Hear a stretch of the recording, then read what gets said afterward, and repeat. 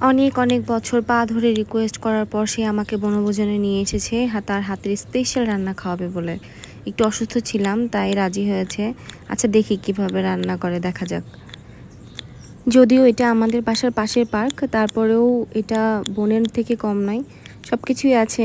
লোকজন বলতে মাত্র আমরা দুইজন, আসলে অনেক ভালো লাগছিল। তো সে পেঁয়াজ মরিচ কাটবে বলেছিল আমাকে, এর থেকে বেশি কিছু কাটতে পারবে না। আর রসুনটা আমি কেটে দিয়েছি, আর বাটাবাটিও আমি করে দিয়েছি। আজকের আকাশটা অনেক সুন্দর ছিল, অনেক সুন্দর বাতাস ছিল, যদিও অনেক গরম, তারপরেও ঠিক আছে। এবার সে ডাল ভাজি করবে। তো ডাল ভাজি করার মাঝখানে আমাদের চুলাটা বন্ধ হয়ে যায়। তো চুলাটা বন্ধ মানে জ্বালানোর জন্য সে কাঠ কুড়াতে যায়, কাঠ কুড়িয়ে নিয়ে আসে সব কিছু। এখন আস্তে আস্তে চুলা জ্বালাবে। চুলা জ্বালানোর কোনো এক্সপিরিয়েন্স আমার নাই, সে অনেক কষ্ট করে চুলা জ্বালিয়েছে। ডালগুলো ভাজা হয়ে গেছে, এবার ডাল আর চাল একসাথে ধুয়ে নিল। আমি ধুতে তাকে একটু হেল্প করেছি, এতটুকুই, এর বেশি হেল্প করি নাই। তারপর চুলায় তেল দিয়ে দিল, সরিষার তেল। আর আমি বলে বলে দিলাম, অ্যান্ড সেই মশলাগুলোও দিয়ে দিল। সে রান্না করছে, কিন্তু আমি কিন্তু তাকে কোনো হেল্প করি নাই। যাই হোক, সব কিছু বলে বলে দিচ্ছি, সে করছে সুন্দর করে। মশলাগুলো নাড়াচাড়া করে নিয়ে তারপর তাকে আমি পেঁয়াজ মরিচ, তারপর রসুন, আদা বাটা, জিরা বাটাগুলো দিয়ে দিতে বললাম। সেগুলো দিয়ে দিল, দিয়ে একটু ভাজাভাজি করলো। তারপর চাল, তার কাছে মনে হলো যে একটু তেল মনে হয় কম হয়েছে, তেল আর একটু দিয়ে তাতে চাল আর ডালটা সুন্দর করে ভেজে নিচ্ছে। এরপর গুঁড়া মশলা দেওয়ার পালা। স্বাদ মতো নুন, হলুদ, ধনিয়া গুঁড়া সব দিয়ে ভালো করে নেড়ে নিচ্ছে। সুন্দর একটা সেন্ট বের হওয়ার পর এখানে পানি অ্যাড করে দিব, মানে দেবে।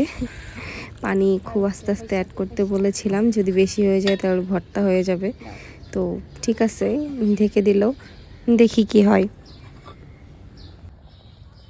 বাহ, তোমার খিচুড়ি তো সুপার হিট। হ্যাঁ, এরপর তাকে আমি জিজ্ঞেস করলাম যে তার আমাকে প্রথম রান্না করে খাওয়ানোর ফিলিংসটা কেমন ছিল। বউয়ের জন্য রান্না করতেই প্রথম কেমন লাগছে তোমার, ফিলিংসটাও শেয়ার করো।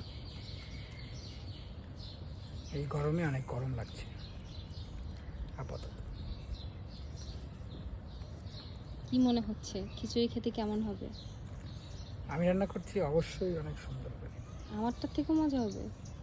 খেয়ে দেখি, দেখি কত দূর হইলো, দেখাও তো।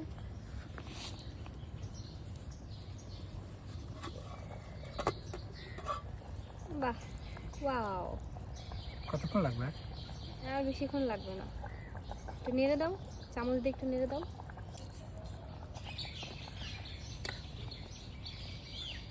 প্রায় সিদ্ধ হয়ে গেছে। যাক, শেষমেশ রান্নাটা হচ্ছে। চুলা যে ধরবে এটা আমি কখনোই আশা করি নাই, তো অনেক কষ্ট করে চুলা ধরিয়েছে। যাক, অনেক দিন পর বনভোজনের ইচ্ছাটা পূরণ হলো, হোক না সেটা বাসার পাশে। কখন হবে? আমার অনেক ক্ষুধা লেগে গেছে। এদিকে রান্না করতে করতে আমার পেটের অবস্থা 12টা বেজে যাচ্ছে, খুবই ক্ষুধা লেগে গেছে। কি কতটুকু হলো? ফাইনালি খিচুড়িটা হয়ে গেছে। এবার টেস্ট করার পালা। আমি এই বোনের মধ্যে টেস্ট করব না, আমি বাসায় যেয়ে করব। তো এখানে উনিই টেস্ট করবে, দেখি কেমন হয়েছে, টেস্ট করে কি বলে দেখি। কেমন হয়েছে? অনেক মজা। আচ্ছা ঠিক আছে, বাসায় যেয়ে খাবো। খুব টেস্ট।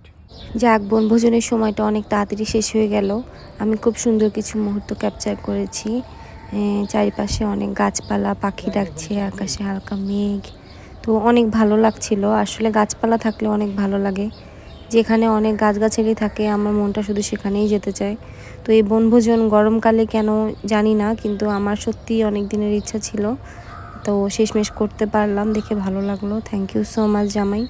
তুমি পারো না জানি, তারপরেও যে চেষ্টা করেছো তার জন্য থ্যাংক ইউ। আর এরকম মাঝে মাঝেই বনভোজন যদি দূরে কোথাও না নিয়ে যাও, পাশেও করাও, তাও আমি হ্যাপি।